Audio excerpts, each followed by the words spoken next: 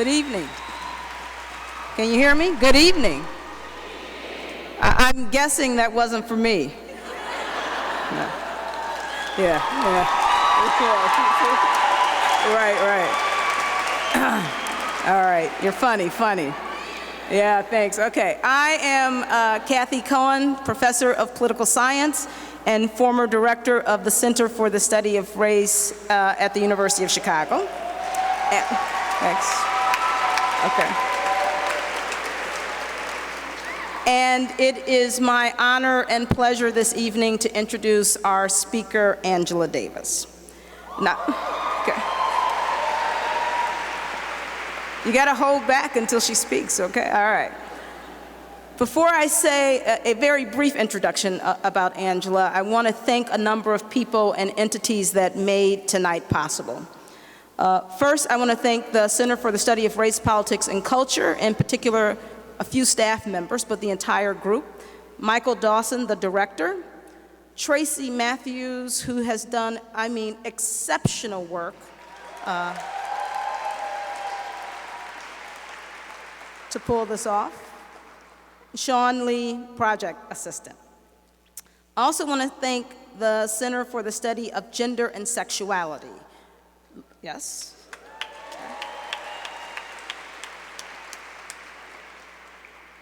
Linda Zerilli, who is the director. Gina Olson, who is the other half of doing the incredible work to make this night happen. Thank you, Gina. And Ashley Cargill, program coordinator. I want to thank the Rockefeller Chapel staff, Eden Sabala, and Dean of Rockefeller Chapel, Elizabeth Davenport, for hosting us this evening. The co-sponsors for this event, Political Science Department, yay for political science, Office of Multicultural Student Affairs, and the Chicago Center for Contemporary Theory. Thank you also to Cable Access Network, CAN TV, for videotaping tonight's event for broadcast. I want to thank Jada Russell of High Style Marketing and PR, all the volunteers, and all of you for coming out for this incredible event. Thank you so much. Now, let me just say a little bit about the format. The format this evening is Angela will speak for about 45 minutes. Then we will have about 20 minutes for question and answer. There will be two of us moderating questions, so let me hip you to this right now. With no long speeches. There's one speaker tonight, all right? Succinct questions. I will have the mic and cut you off, all right? All right, so we're all here, it's all love, okay. So how did we come here to be here tonight? The Center for the Study of Gender and Sexuality, headed by Linda Zerilli, is home to the Feminist Theory Project. The project is devoted to exploring the history and continued relevance of feminist modes of critical thought and praxis. One crucial aspect of the project is the Classics in Feminist Theory Annual Series, which is devoted to a critical rethinking of foundational texts in the development of feminist thought. This year, the center decided to feature the work of Angela Davis as our classic and feminist theorist. Coincidentally, the Center for the Study of Race, Politics, and Culture, headed by Michael Dawson, decided to reinstate its annual public lecture this year. This lecture is the featured and culminating public event of the year and is designed to spark debate around key issues of race and ethnicity of critical domestic and/or international import. The lecture is also designed to bring into conversation and debate multiple communities, academic and non-academic, especially those who are not often in dialogue with each other. The Race Center similarly decided to invite Angela Davis to give its annual public lecture. So it seems only natural that these two wonderfully intellectually imaginative centers would collaborate to bring Angela Davis to the University of Chicago this evening. So let me say a few words about our speaker, and then I will turn it over to her. Through her activism and scholarship over many decades, Angela Davis has been deeply involved in movements for social justice around the world. Her work as an educator, both at the university level and in the larger public sphere, has always emphasized the importance of building communities of struggle for economic, racial, and gender and sexual justice. Professor Davis's teaching career has taken her to San Francisco State University, Mills College, and UC Berkeley. She's also taught at UCLA, Vassar, the Claremont Colleges, and Stanford University. Most recently, she spent 15 years at the University of California, Santa Cruz, where she is now Distinguished Professor Emerita of History of Consciousness, an interdisciplinary PhD program, and of Feminist Studies. Angela Davis is the author of 9 books and has lectured throughout the United States as well as Europe, Africa, Asia, Australia, and South America. In recent years, a persistent theme of her research and writing has been the range of social problems associated with incarceration and the generalized criminalization of those communities that are most affected by poverty and racial discrimination. She draws on her own experiences in the early 70s as a person who spent 18 months in jail and on trial after being placed on the FBI's 10 most wanted lists. She also has conducted extensive research on numerous issues related to race, gender, and imprisonment. Her recent books include Abolition, Democracy, and Are Prisons Obsolete?, about the abolition of the prison industrial complex.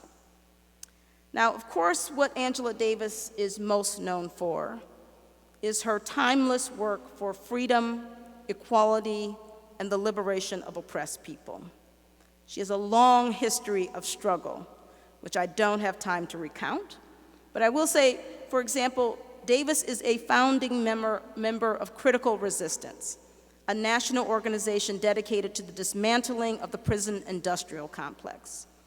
Internationally, she is affiliated with Sisters Inside, an abolitionist organization based in Queensland, Australia, that works in solidarity with women in prison. Angela has always found time and prioritized work and struggle in organizations for liberation. Again, there's just too much to say about her incredible life and incredible work. She is an icon, a scholar, and an activist. And tonight she is here with us. So I would ask you to join me in welcoming our speaker for this evening, Angela Davis, who will speak on feminism and abolition.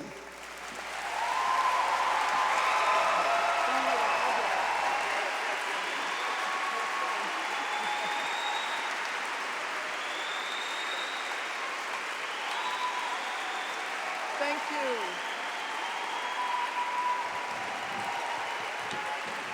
Thank you.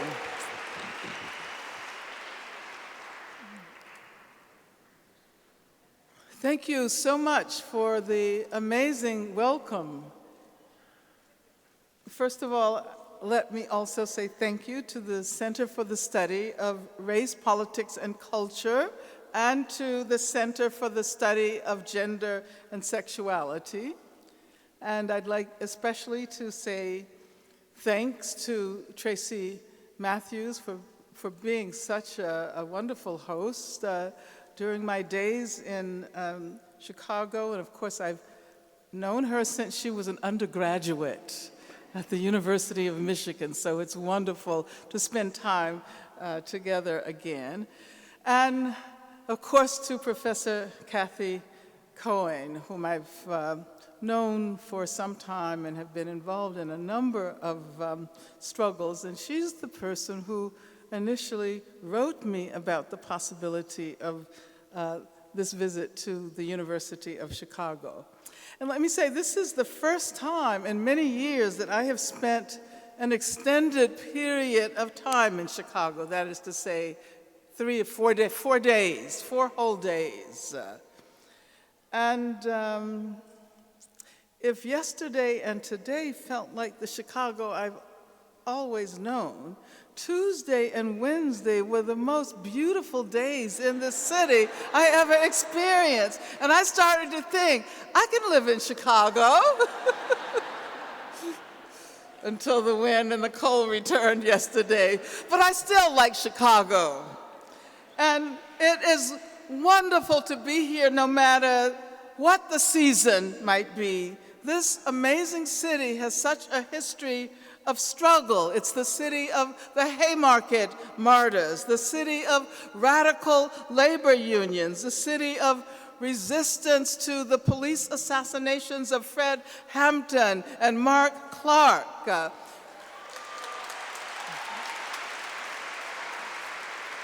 It's the city of Puerto Rican activism against colonialism. It's the city of immigrant rights activists.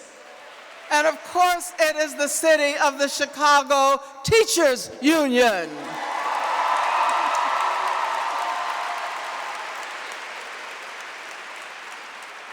Now, a few years ago, Chicago was the city that developed a revived national movement to support Assata Shakur.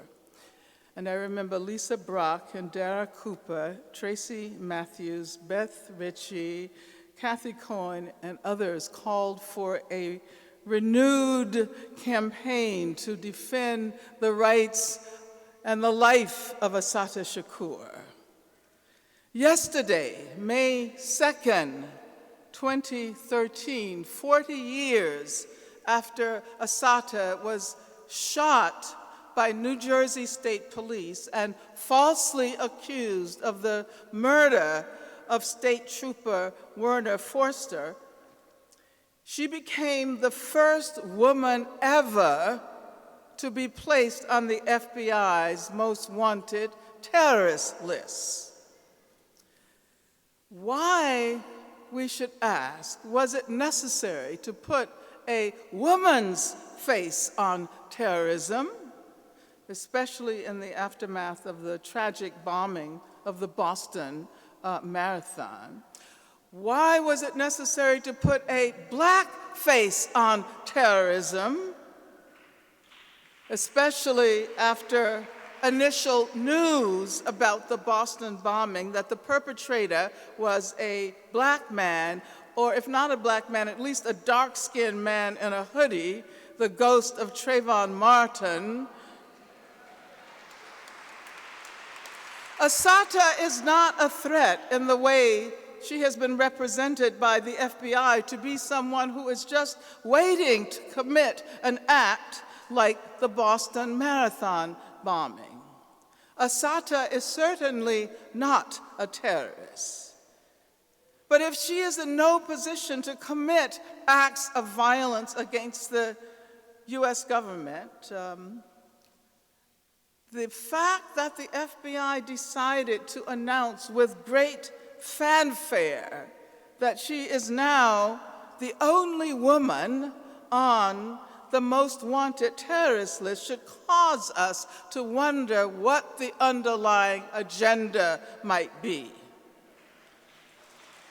And I should say that I especially empathize with Assata because it was 43 years ago that I was placed on the FBI's 10 most wanted list. And some of you may have seen the new documentary on my trial. And as that documentary reveals, President Richard Nixon congratulated, openly and ceremoniously congratulated the FBI for catching me, and in the process labeled me a terrorist as well. So I know the dangerous consequences that can follow from this ideological labeling process. That this is happening 40 years after Assata's original arrest should give us cause to reflect. First of all, it reminds us that there is much work left over from the 20th century, especially for those of us who identify as advocates for peace, for racial gender, sexual justice for a world that is no longer mutilated by the ravages of capitalism. We are 4 decades removed from the era of the 60s, which is universally remembered as an era of radical and revolutionary activism.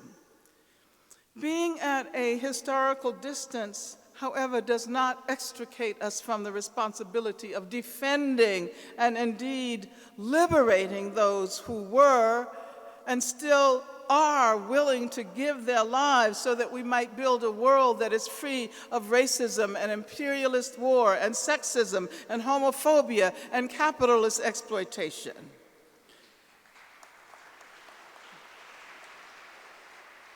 I'm kind of rushing through because I only have 45 minutes, and because of what happened yesterday, I really felt compelled to alter the introduction to my talk and say a few words about Assata.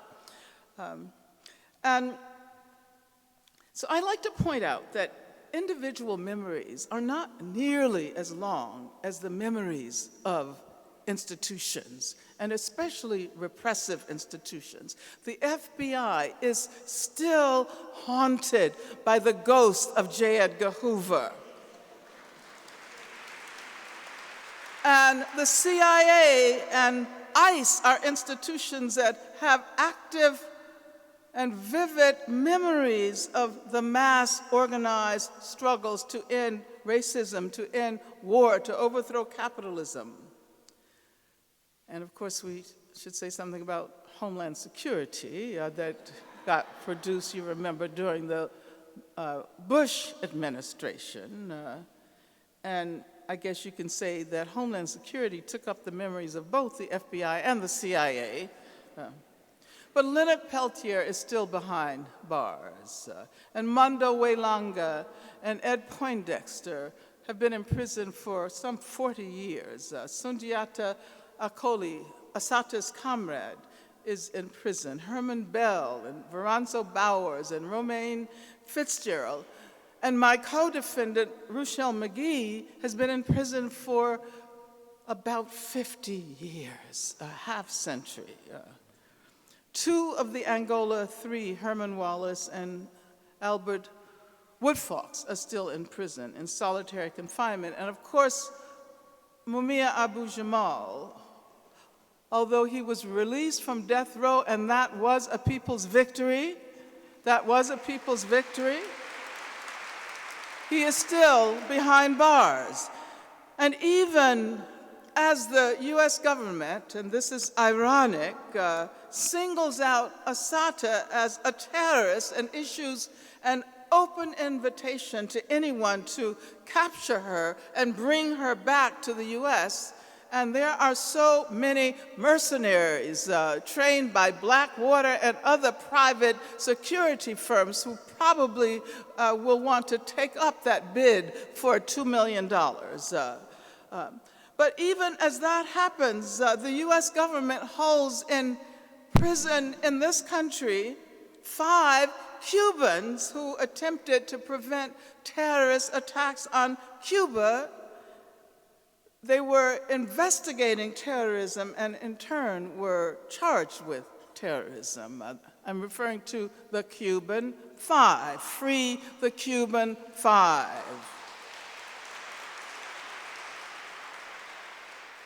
Now, the attack on Assata incorporates the logic of the very terrorism with which they have falsely charged her. What might they expect to accomplish other than causing new generations of activists to recoil in fear? The FBI is attempting to persuade people, it seems to me, who are the grandchildren of Assata's generation, my generation as well, to turn away from struggles to end police violence, to dismantle the prison industrial complex, struggles to end violence against women, struggles to end the occupation of Palestine, struggles to defend the rights of immigrants here and abroad. And I think you here in Chicago should be especially suspicious of the representations of Assata as a cop killer. Her hands were in the air when she was shot in the back, which temporarily paralyzed the arm she would have had to have used to pick up a gun. I mean, you should be suspicious because, according to the Chicago Alliance Against Racist and Political Repression, 63 people have been killed by the Chicago Police Department in the last 4 years. And another 153 have been shot.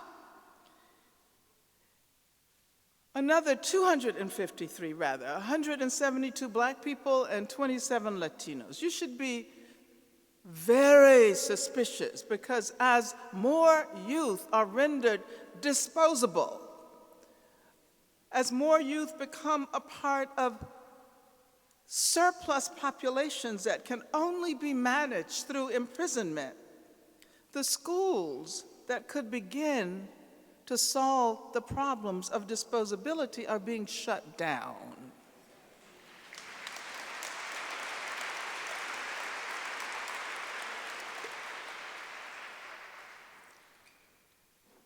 According to Karen Lewis, who is one of the most amazing leaders of our time, I think, some 61 schools in this city face closure. And I think this is a good way to stage our discussion of feminism and abolition, which I consider to be essential theories and practices for the 21st century. Assata Shakur represented within feminist struggles and theories an example of the way Black women's representations and their involvement in revolutionary struggles militated against prevailing ideological assumptions about women. In fact, during the latter 20th century, there were numerous debates about how to define the category woman. There were numerous struggles over who got included and who was excluded from that category. And these struggles, I think, are key to understanding why there was some measure of resistance from women of color and also poor and working class white women to identify with the emergent feminist movement. Many of us considered that movement at that time to be too white and especially too middle class, too bourgeois. And in some senses, the struggle for women's rights was ideologically defined as a struggle for white middle-class women's rights, pushing out working class and poor women, pushing out Black women, Latinas, and other women of color from the discursive field covered by the category woman. The many contestations over this category helped to produce what we came to call radical women of color feminist theories and practices. At the very time these questions were being raised, these questions about the universality of the category woman, similar concerns about the category human were being debated, especially in relation to the underlying individualism of human rights discourses. How could this category be rethought, not only to embrace Africans, indigenous people, other non-Europeans, but how might it apply to groups and communities as well, not only to individuals? And then, of course, the slogan, human rights are women's rights, or I think it went women's rights are human rights, began to emerge in the aftermath of an amazing conference that took place in 1985 in Nairobi, Kenya. I guess there's some people in the house who attended that conference, am I right? Okay, I see some hands out there, great. And it was an amazing conference. I could spend the rest of my time here, talking about what happened at that conference, but I have to move on rather quickly. And at that conference, for the very first time, there was a very large delegation of U.S. women of color. And I think it was the first time that U.S. women of color became active in an international arena. Now, the problem was that many of us then thought that what we needed to do was to expand the category women so that it could embrace Black women, Latina women, and so forth, Native American women, et cetera. We thought that by doing that, we would have effectively addressed the problem of the exclusivity of the category. And what I think we didn't realize then was that we would have to rewrite the whole category rather than simply assimilate more women into an unchanged category of what counts as women.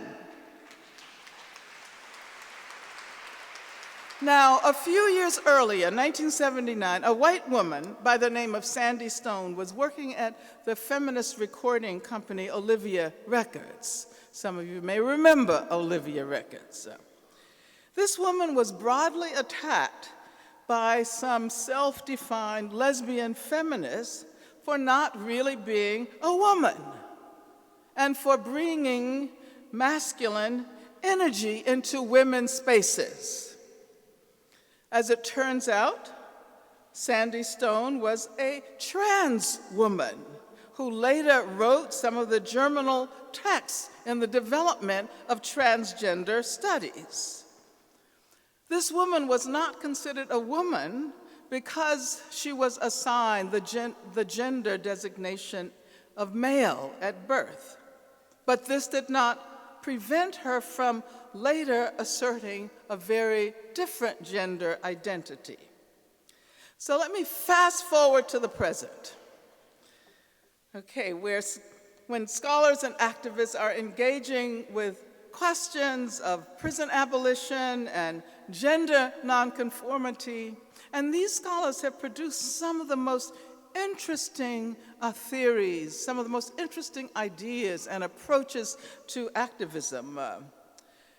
But before I go into this, let me say parenthetically that I had the opportunity this morning to attend a part of a very exciting colloquium on the asylum and the prison that was organized by Professor Bernard Harcourt in the Political Science Department, and we can all applaud. And I heard two very brilliant presentations by Michael Rembis and Liat bin Moshe, and I wish that all of you had been able to hear them, because it's often assumed that such issues as psychiatric incarceration and the imprisonment of people who are intellectually and developmentally disabled are marginal questions. However, precisely the opposite turns out to be the case. As both of the presenters emphasize, there is a great deal to be learned about the potential of decarceration and abolition in relation to prisons, about the potential possibilities of abolishing the prison industrial complex by looking very closely at the deinstitutionalization of asylums and psychiatric institutions. So having said that, what I want to do is address another issue and struggle that is unfortunately too often considered to be marginal to the larger prison abolition struggle. So as I was saying, in relation to these contestations over the category woman, let's fast forward to the present. And let's visit the San Francisco Bay Area, where I live.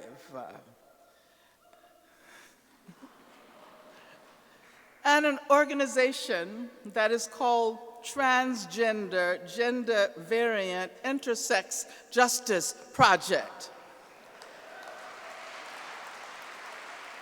Now, TGI Justice Project is an organization led by women of color, by trans women of color.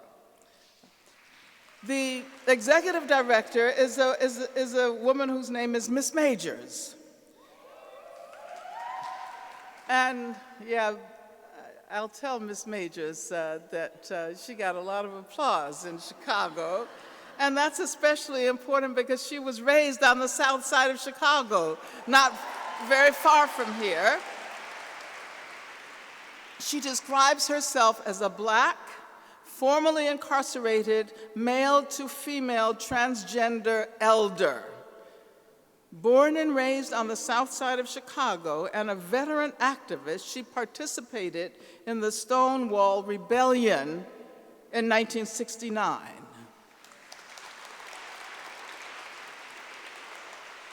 But she said she was not really politicized until the wake of the Attica prison rebellion. And I was just talking to her the other day, and I recently learned that the person she says she was politicized by is Big Black, one of the Attica defendants. Many of you will remember Frank Smith, Big Black. And she said that he was not only totally accepting of her gender presentation, but he corrected her on so many issues regarding the relationship between racism and imperialism and capitalism and so forth. Now, TGI Justice Project is a grassroots organization that advocates for, defends, and includes primarily trans women and trans women of color. These are women who have to fight to be included within the category woman in a way that is not dissimilar from the earliest struggles of Black women and women of color who were assigned the gender female at birth. Moreover, they have worked out what I see as a deeply feminist approach that we would do well to understand and emulate. Ms. Majors, the executive director, she says she prefers to be called Miss Majors, not Ms. Majors, because as a trans woman, she is not yet liberated. Their work is deeply feminist because they work at the intersection of race, class, sexuality, and gender, and because they move from addressing the individual predicaments of the members of their community who constitute the individuals who are most harassed by law enforcement, most arrested and incarcerated. And of course, they end up primarily in male prisons, especially if they have not undergone gender reassignment surgery, and many of them don't want to undergo that surgery. And sometimes, even if they have undergone the surgery, they end up being placed in men's prisons. And after they are in prison, they often receive more violent treatment by the guards than anyone else. And on top of that, they are marked by the institution as targets of male violence. And this is so much the case that cops so easily joke about their sexual fate in the male prisons where they're usually sent. Male prisons are represented as violent places. But we see, especially by looking at the predicament of trans women, that this violence is often encouraged by the institutions themselves. Many of you are familiar with the Minneapolis case of C.C. McDonald. who was charged with murder after an encounter with a group that yelled out, okay, racist, homophobic, and transphobic slurs all at the same time. And she is now in a men's prison in Minnesota serving a 3.5-year sentence. But on top of this violence, trans women are often denied their hormonal treatments, even if they have valid prescriptions. The point that I'm trying to make is that we learn a great deal about the reach of the prison system, about the nature of the prison industrial complex, about the reach of abolition by examining the particular struggles of trans prisoners, and especially trans women. But perhaps most important of all, and this is so central to the development of feminist, abolitionist theories and practices, we have to learn how to think and act and struggle against that which is ideologically constituted as normal. As normal. Prisons are constituted as normal. It takes a lot of work to persuade people to think beyond the bars and to be able to imagine a world without prisons and to struggle for the abolition of imprisonment as the dominant mode of punishment. And we can ask ourselves, in that context, why are trans women, and especially Black trans women who cannot easily pass, why are they considered so far outside the norm? They're considered outside the norm by almost everyone in the society. And of course, we've learned a great deal about gender over the past decades. I suppose just about everyone who's in the field of feminist studies have read Judith Butler's Gender Trouble. But you should also read Beth Ritchie's most recent book, amazing book, which is called Arrested Justice: Black Women, Violence, and the Prison Nation.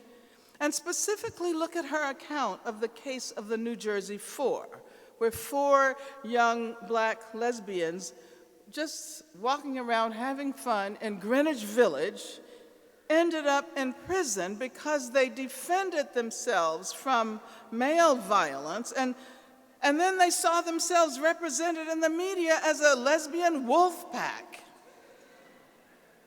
And so we see that here race, gender, sexual nonconformity can lead to racist bestialization, which is an attack, as one of my students, Eric Stanley, points out in his dissertation, is an attack not only against the humans, but against the animals as well.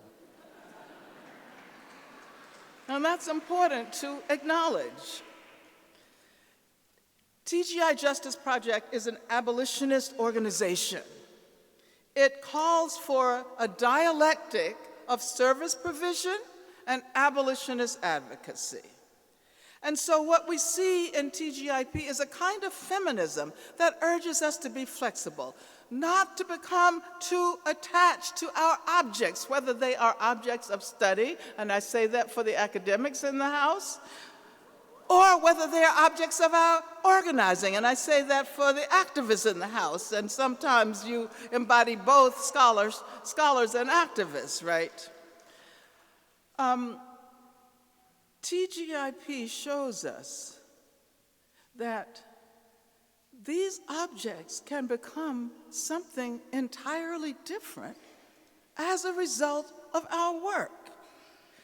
It shows us that we need to, it shows us that the process of trying to assimilate into an existing category is in many ways runs counter to the whole effort to produce something radical or revolutionary. And it shows us that we should not try to assimilate trans women into a category that remains the same, but that the category itself has to change so it does not simply reflect normative ideas of who counts as women and who doesn't.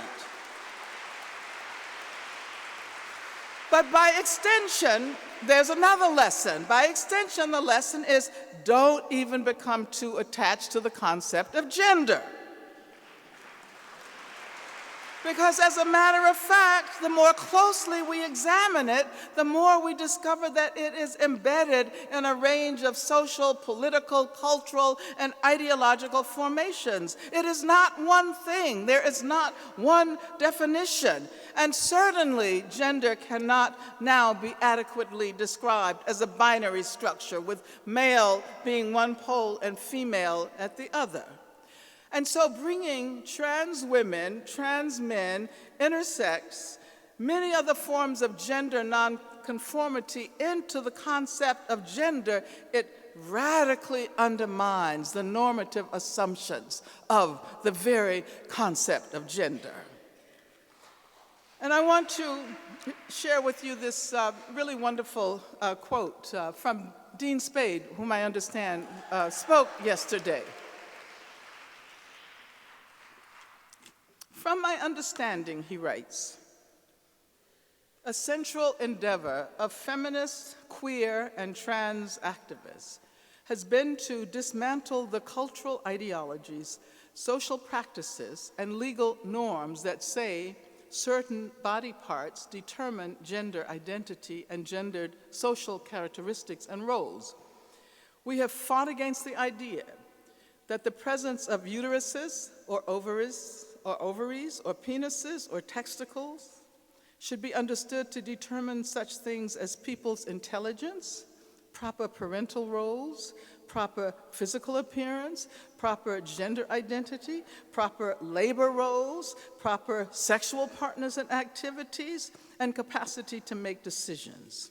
We have opposed medical and scientific assertions that affirm the purported health of traditional gender roles and activities that pathologize bodies that defy these norms. We continue to work to dispel myths that body parts somehow make us who we are and make us less than or better than, depending on which we may have. Now, trans scholar activists are doing, as I said, some of the most interesting work on prison abolition. And I just want to mention 3 recent books by scholar activists who engage with trans abolitionist politics. And one of them is a wonderful anthology edited by Eric Stanley and Nat Smith. Eric Stanley is the one I mentioned, was my student. And it's called Captive Genders, Trans Embodiment and the Prison Industrial Complex. And Andrea Ritchie, Kay Whitlock, and Joey Mogul just recently published an anthology called Queer Injustice, the Criminalization of LGBT People in the United States. And then Dean Spade, whom I just recently quoted, and he's so amazingly prolific, I can't imagine how he writes all of these books and articles, and he's always on the front line in demonstrations all over the world. But anyway, it's called Normal Life, Administrative Violence, Critical Trans Politics, and the Law. Now, I would argue that all 3 of these texts are feminist, and feminist not so much because they address a feminist object, although racism, the prison industrial complex, criminalization, captivity, violence, and the law are all objects that feminism should analyze, criticize, and also resist through struggle. But I see these texts as being feminist primarily because of their methodologies. And feminist methodologies can assist us all in major ways as researchers, academics, and as activists and organizers. When we discover what appears to be one relatively small and marginal aspect of the category, of what is struggling to enter the category, so that it can basically bust up the category, this process can illuminate so much more than simply looking at the normative dimensions of the category. And, you know, academics are trained to fear the unexpected. But also activists always want to have a very clear idea of our trajectories and our goals. And in both instances, we want control. We want control so that oftentimes our scholarly and activist projects are formulated just so that they reconfirm what we already know. And that is not interesting. That is boring. That is boring. And so how to allow for surprises, and how do we make these surprises productive? And let me just make a tangential remark here, because in many ways this is about how to build on the surprise element. When I was in high school, I really loved to square dance. I did. I loved it. And then later on, toward the Black Liberation Movement, somebody told me that black people don't square dance. Why are you square dancing? Black people don't square dance. And then most recently, of course, I came across the Carolina Chocolate Drops, who are absolutely incredible. But I also ran across the story that I want to share with you about a square dance caller here in Chicago. And I think her name is Sandra Bryant. I read this somewhere online. The square dance caller said she received a telephone call from someone who wanted her to call for their square dance club. And so she says, okay, let me look at my calendar. But then the person quickly interjected, before you look at your calendar, you should know that we are a gay square dance club. And so she quickly retorted, well, before I look at my calendar, you should know that I am a black square dance caller. So at that moment, square dancing became both black and gay, which probably changed something about square dancing as well.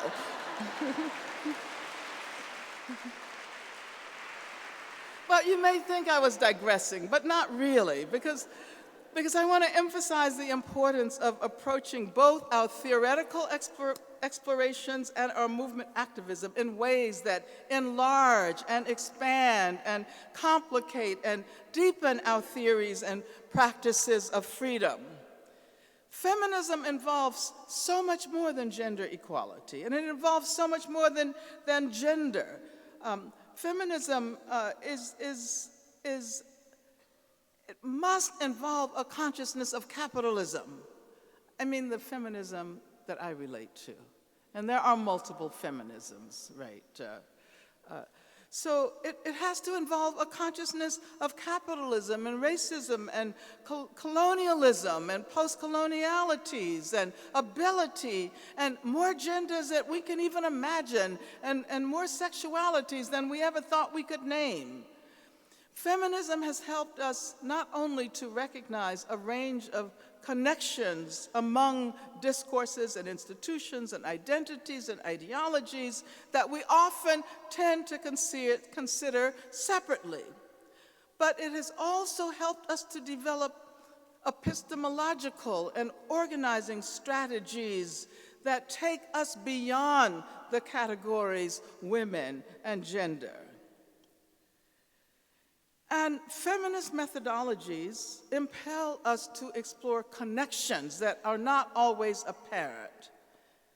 And they drive us to inhabit contradictions and discover what is productive in these contradictions. It Feminism insists on methods of thought and action that urge us to think things together that appear to be separate and to disaggregate things that appear to naturally belong together. Now, the assumption has been that because transgender and gender non-conforming populations are relatively small within a prison system, that in the US constitutes almost 2.5 million people and more than 8 million people in jails and prisons worldwide. And therefore, why should they deserve very much attention?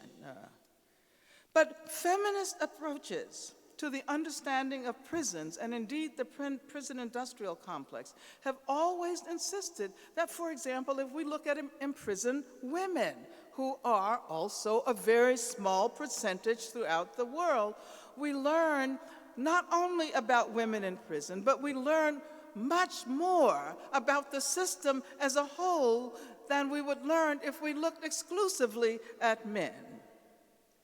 Thus, also a feminist approach would insist both on what we can learn from and what we can transform with respect to trans and gender non-conforming prisoners, but also it insists on what this knowledge and activism tell us about the nature of punishment writ large, about the very apparatus of the prison. It is true that we cannot begin to think about the abolition of prisons outside of an anti-racist context.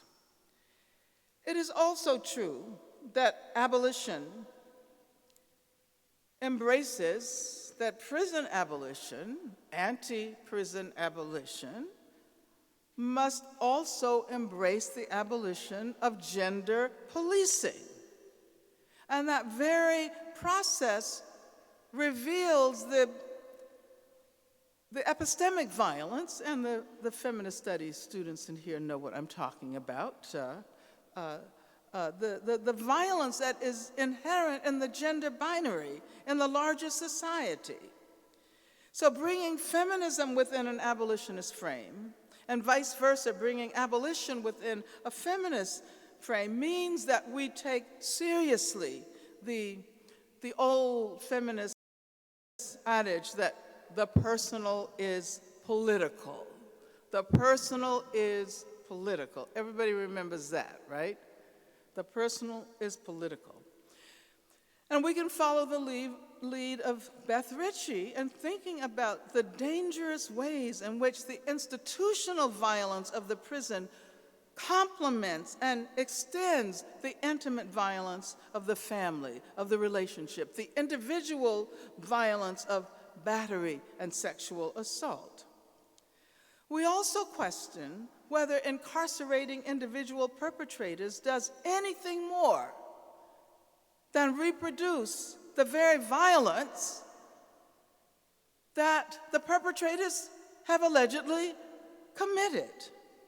There is criminalization, but the problem persists. And it seems to me that people who are working on the front line of the struggle against violence against women, they should also be on the front line of abolitionist struggles.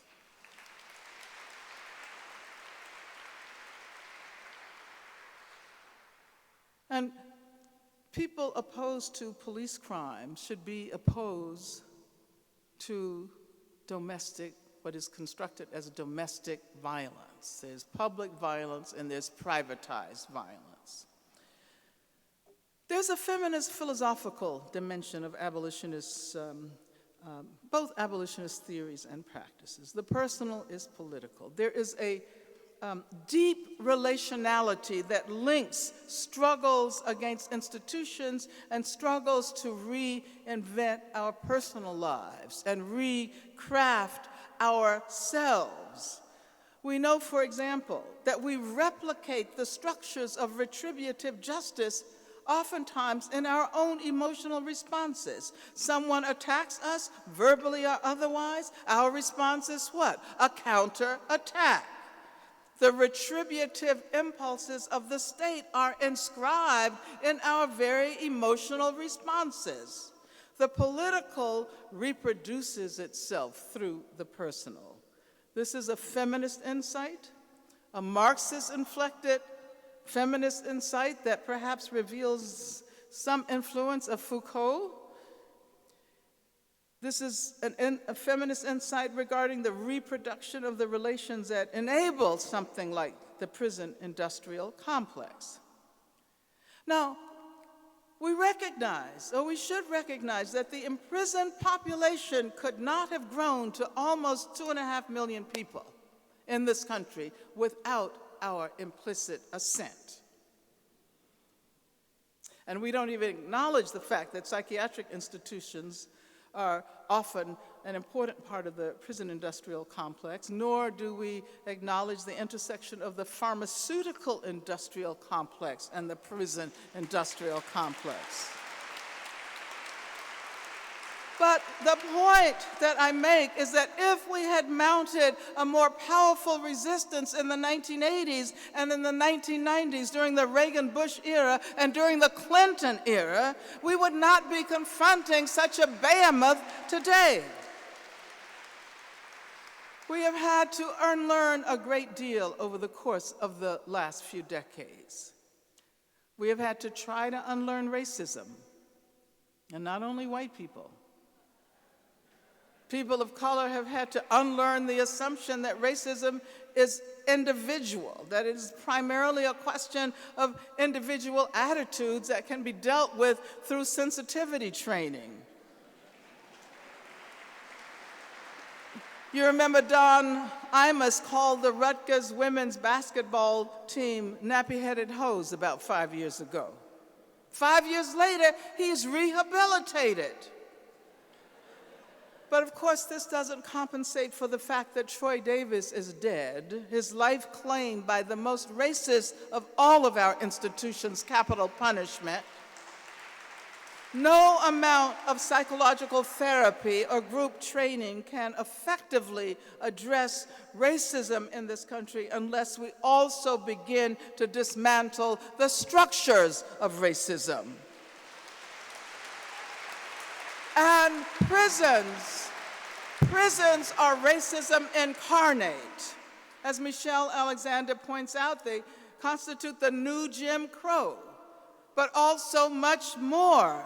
As the linchpins of the prison industrial complex, they represent the increasing profitability of punishment. They represent the increasingly global strategy of dealing with populations of people of color and immigrant populations from the countries of the global south as surplus populations, as disposable populations. Put them all in a vast garbage bin. Add some sophisticated electronic technology to control them and let them languish there. And in the meantime, create the ideological illusion that the surrounding society is safer and more free because the dangerous Black people and Latinos, the Native Americans, and the dangerous Asians and the dangerous white people, and of course the dangerous Muslims are locked up. And in the meantime, corporations profit and poor communities suffer. Public education suffers. Public education suffers because it is not profitable according to corporate measures. Public health care suffers. If punishment can be profitable, then certainly health care should be profitable too. This is absolutely outrageous. It is outrageous. It is also outrageous that the state of Israel uses the carceral technologies developed in relation to U.S. prisons not only to control the more than 8,000 Palestinian political prisoners in Israel, but also to control the Palestinian population. These carceral technologies, for example, the separation wall, which reminds us of the border wall, the US-Mexico border wall. The separation wall and other carceral technologies are the material constructs of Israeli apartheid. G4S, you know the organization, the corporation G4S, which profits from the incarceration and the torturing of Palestinian prisoners. It has a subsidiary called G4S Secure Solutions, which was formerly known as Wackenhut. And just recently, a subsidiary of that corporation, Geo Group, which is a private prison company, attempted to claim naming rights at Florida Atlantic University by donating something like $6 million, right? And the students rose up. They said that our football stadium will not bear the name of a private prison corporation.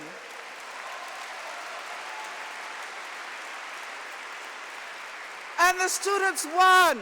The students won. The name came down from the marquee. And so we can say from California or Texas or Illinois to Israel and occupied Palestine and then back to Florida. But we should not have allowed this to happen. We should not have allowed this to happen over the last 3 decades. And we cannot allow it to continue today. And let me say that I really love the new generations of young students and workers. 2 generations removed from my own, they say sometimes revolution skips a generation. But that skip generation has also worked hard. Those of you who are in your 40s. And if you hadn't done the work that you did, then it would not be possible for the younger generation to emerge. And what I like most about the younger generation is that they are truly informed by feminism, even if they don't know it, or even if they don't admit it. They are informed by anti-racist struggles. They are not infected with the emotionally damaging homophobia which has been with us for so long, and they're taking the lead in challenging transphobia along with racism and Islamophobia. So I like working with young people because they allow me to imagine what it is like not to be so totally overburdened with decades of oppressive ideology. Now, I just have a couple of more things to say. I know I'm over my time, and I apologize. But I just have one more page of notes. And so let me say that marriage equality is more and more acceptable precisely because of young people. But many of these young people also remind us that we have to challenge the assimilationist logic of the struggle for marriage equality.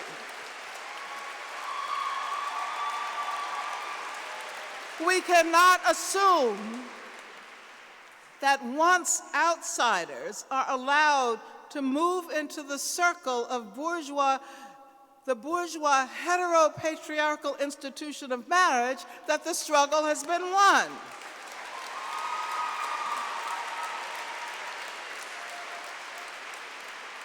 Now, the story of the interrelationships between feminism and abolition has no appropriate end. And with this conversation, we have just begun to explore a few of its dimensions. But if I have not come to the end of the story, I've certainly come to the end of my time. So I want to let Assata Shakur have the last word tonight. At this moment, she wrote a few years ago, I am not so concerned about myself. Everybody has to die sometime, and all I want is to go with dignity. I am more concerned about the growing poverty, the growing despair that is rife in America. I am more concerned about our younger generations who represent our future. I am more concerned about the rise of the prison industrial complex that is turning our people into slaves again. I am more concerned about the repression, the police brutality, violence, the rising wave of racism that makes up the political landscape of the U.S. today. Our young people deserve a future, and I consider it the mandate of my ancestors to be a part of the struggle to ensure that they have one. Thank you very much.